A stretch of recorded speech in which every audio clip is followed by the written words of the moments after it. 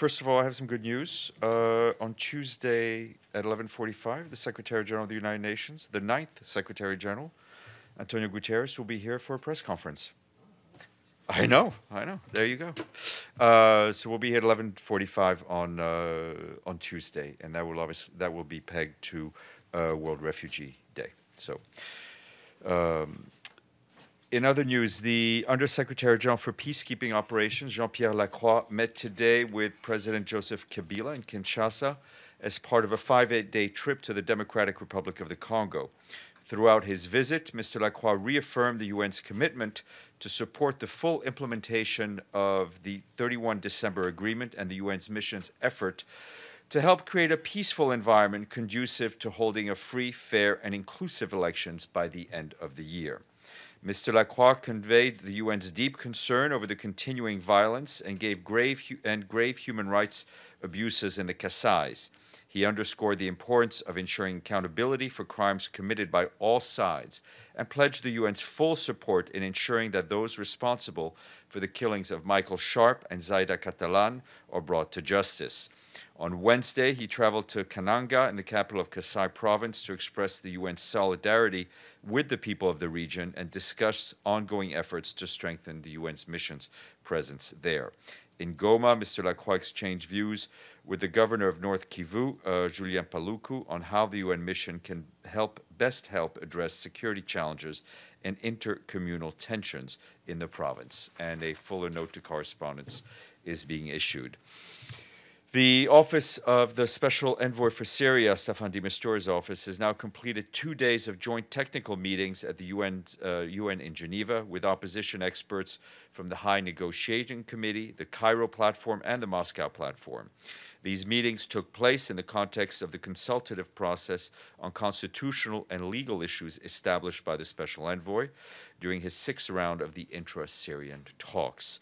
The opposition experts worked to develop joint technical opposition regarding the schedule and process for drafting new constitution and its popular approval, and the principles involved in the context of negotiated political transition process within the framework of relevant Security Council resolutions. Participants looked forward to continuing technical discussions in advance for future round of the formal intra-Syrian talks.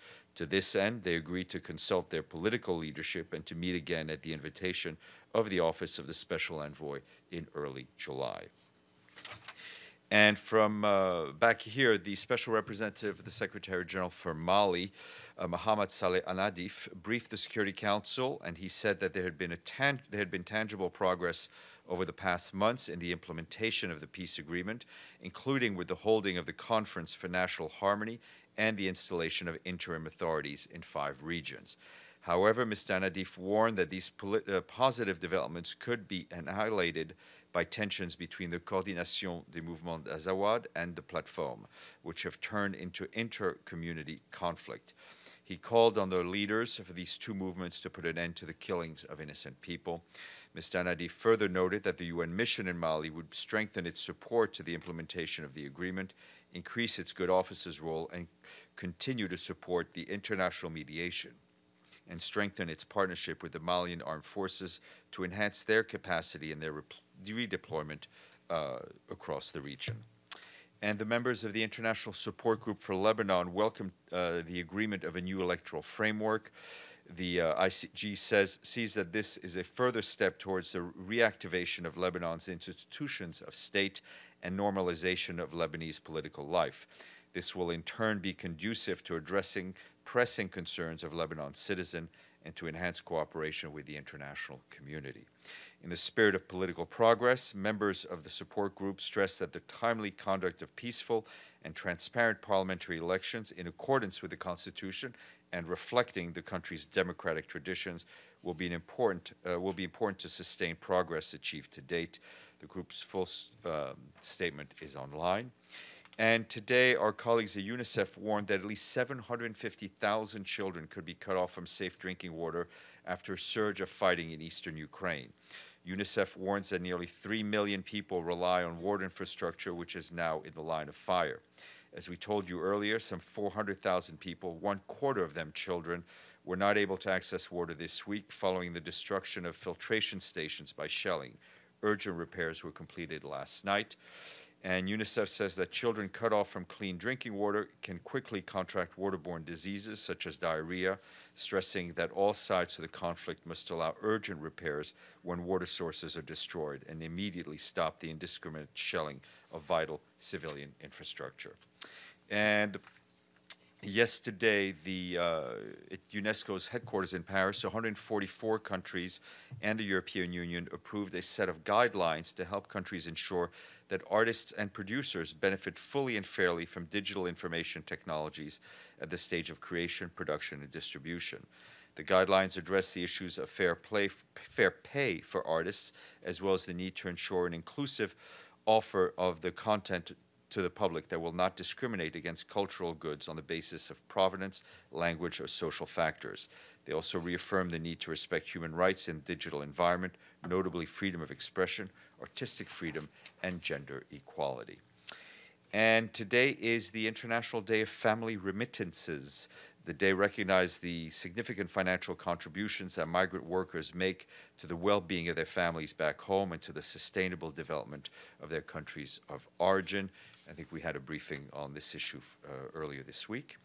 And a couple of things to flag. At 3 p.m. today, the Special Representative Secretary General for International Migration, Louise Arbour, will address the 2017 Global Forum on Remittances, Investments and Development, which is taking place here at UN headquarters.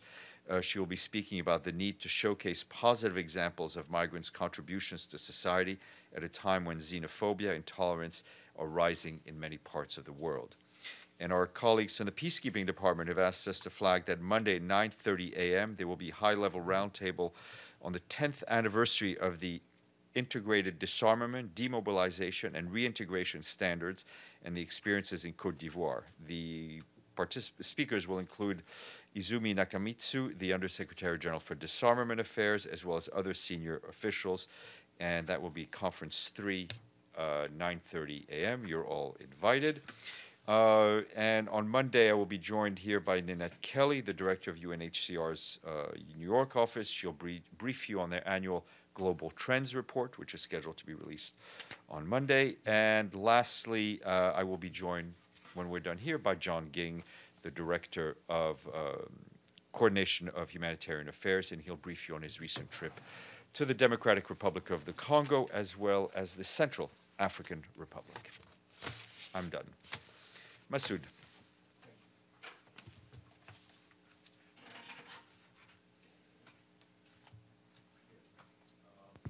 On the situation in Doha, Qatar, and the Middle East, vis-a-vis Saudi sanctions, Saudi and these 4 countries sanctions against Qatar.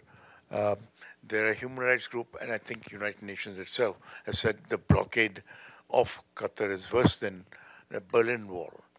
And can you tell us whether does the Secretary General concur with this and with the? I would refer you to the statement, first of all, made by the High Commissioner for Human Rights earlier this week, which I think lays out the human rights implications and potential damage done by the current situation.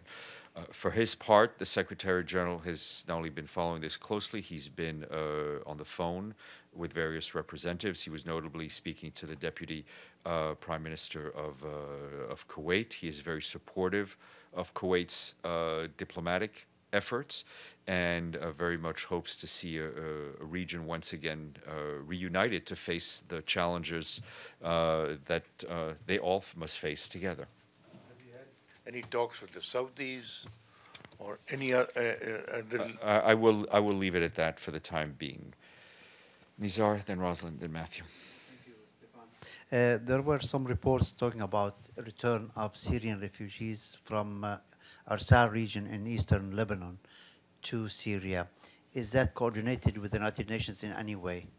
I will check with our colleagues at UNHCR. I have not seen those reports. Rosalind. I wanted to go back to the situation within the GCC. The spill-on effect appears to be that because both Eritrea and Djibouti decided to side with the Saudis and other members of the GCC by downgrading diplomatic relations, the Qataris notified Djibouti officially that they would be withdrawing their peacekeepers an operation that they had been running since 2010. Yeah. Now it seems that the Eritreans are trying to claim both Dumera Mountain and Dumera Island, which are disputed territories, and the Security Council is now looking at this matter. Is this raising the urgency for resolving the diplomatic row within the GCC, given that the last time that Eritrea and Djibouti didn't have anyone acting as a mediator, there was a clash and a dozen Djiboutian troops were killed?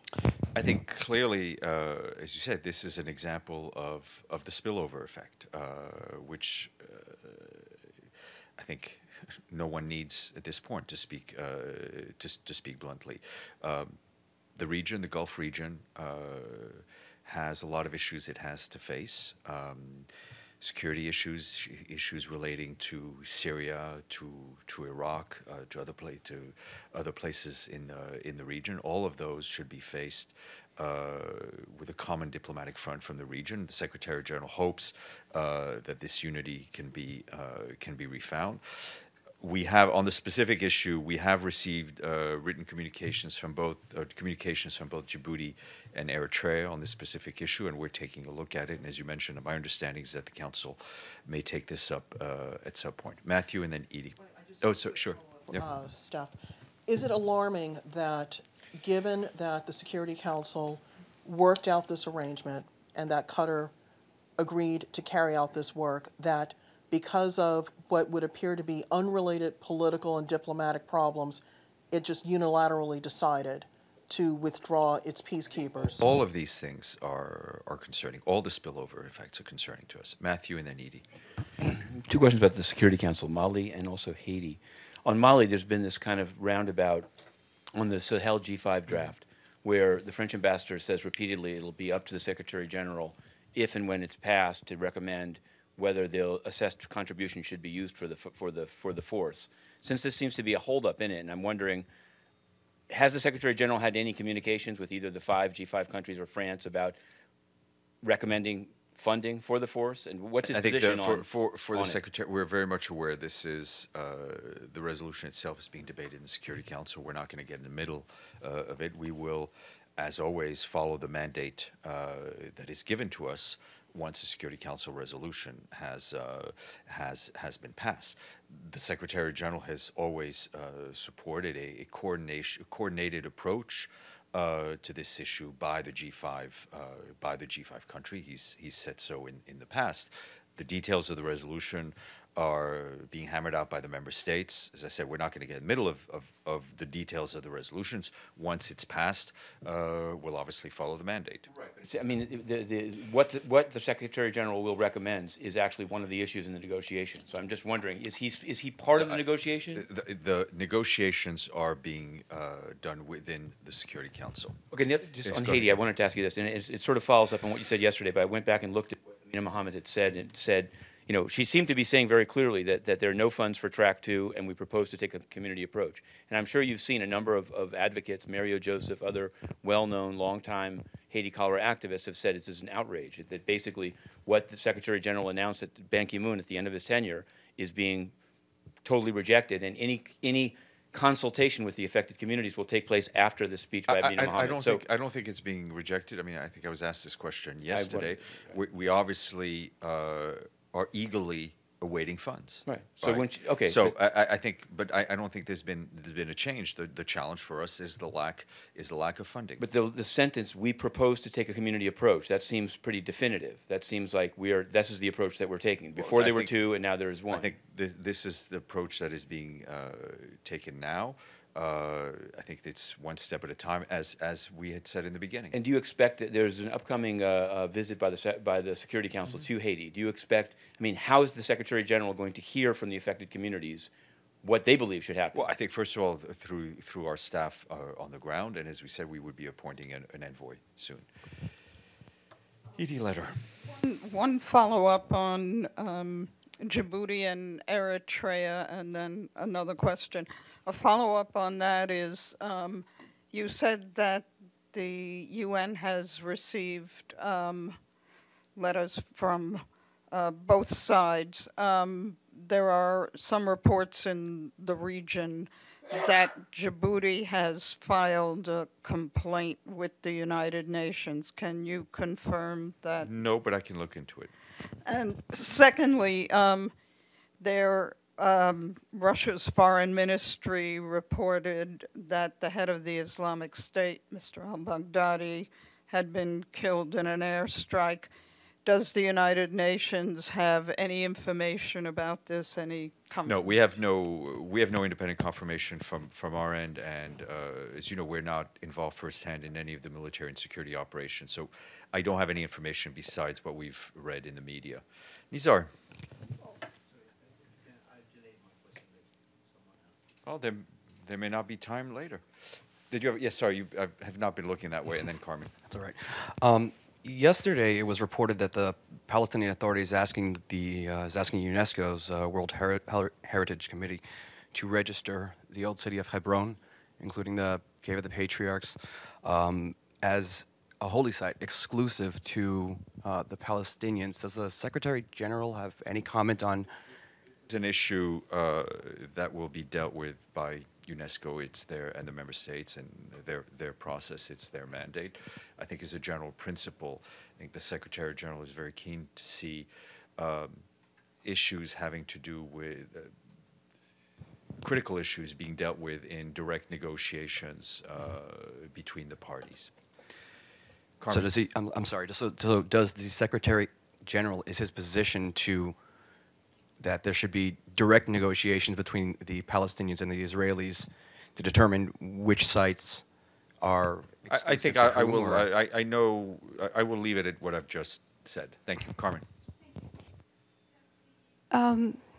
Trump administration has stated that it will keep the relations between Cuba and the United States as President Obama set forth, but at the same time it's calling on free and fair elections in Cuba and the release of political prisoners if these relations are to advance. Any comments in this regard? How does the Secretary General view the call for free and fair elections in Cuba? I think on the announcements that we expect by the Trump administration on Cuba, my understanding is they have not yet taken place. My daily advice from the Secretary General is only to comment on things that have actually happened and not things that will happen. So we will wait to see what is actually announced, and then we'll comment on that. You wish to speak now, Nizar?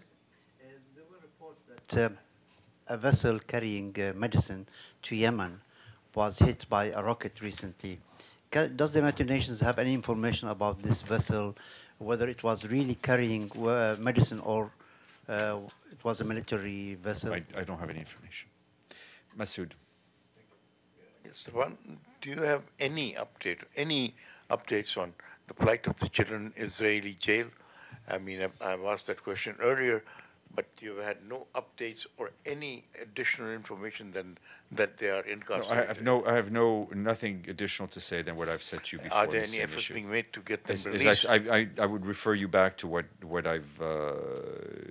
I've said in the past, and of course the concern as a general rule, the concern for us especially on minors or people being held without on administrative detention is always one that we're looking into. But for specifics, I told you could reach out to the High Commissioner for Human Rights or our office on the ground. Matthew. Yesterday, I'd asked you about the proposed work stoppage by the staff in Geneva, and the message that went by Michael Mueller saying it might violate the rules. It did go forward for 2 hours. There's video of it, which I edited out here in the hall, and I wanted to know, given now that it's happened, it's not a hypothetical one, was the advice by the UNHQ that such a work stoppage would violate rules? Did it violate the rules? They still serviced one of the meetings. Guidance we have from our colleagues in Geneva is that they fully acknowledge the right of staff to freedom of association, which is a basic right. Staff were allowed to meet on the UN and the premises in Geneva in a non-disruptive manner. I think our colleagues in Geneva have acknowledged the dissatisfaction of staff resulting from the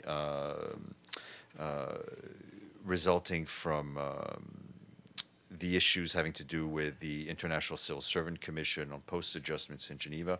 My understanding is that negotiations are still going on the implementation of these issues, but we're all international civil servants and we need to respect the rules. Okay. And I wanted to ask, you may have, Somalia, it's reported that Somalia has asked the head of the FAO in the country, Richard Trenchard, to leave, saying the quote is gross unprofessionalism. And I'm just wondering. Sorry, who? FAO. Somalia is PNGing the head of FAO and has asked the UN to remove him. So I wanted to know, is that the case? You should check with FAO. So if they haven't asked the UN well, I mean, that's an issue that would go to FAO. So and is Mr. Fall, I see that Mr. Fall is going to meet with the Secretary General at 5, and I know I'd asked you a couple days ago. Is there any way that he can make himself even briefly available for questions on Cameroon, Gabon, things that he covers? Okay. Yes, and then we'll go to our guest. Mr. Dujarric, I must bring up this issue once again. In 2015, UNESCO did pass a resolution that did state that that the Cave of the Patriarchs and Rachel's tombs, and going as far as the Western Wall, saying that they are exclusively Islamic sites and not connected to in any part to Israel or Judaism. I mean, does this benefit or does this help? Oh, that's so nice. You could put that louder. Most phone rings I hate. That one you could put louder. Couple of things. First, on the UNESCO, the specific one you mentioned, the decision has not yet been taken. So referring back to what your colleague Carmen asked, I'm not going to comment specifically on something that has yet to happen. The Secretary General believes that key issues between Israel and Palestinians need to be dealt with indirect negotiations. He has also come out very strongly when the UNESCO resolution passed in Paris,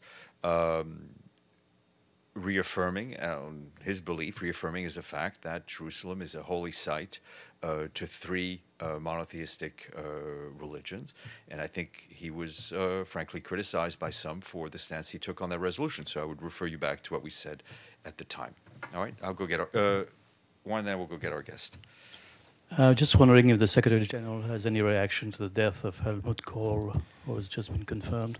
Sure. We expect to have a more formal statement later, but I know that the Secretary General is very saddened to hear of Helmut Kohl's passing. He was a personal friend of the Secretary General. I think it's clear for all to see Mr. Kohl's historic role in the reunification of Germany just a year or so after the collapse of the Berlin Wall, and the historic path he took Europe on by shepherding so well the reunification of Germany. But as I said, we'll have a fuller statement later. Thank you.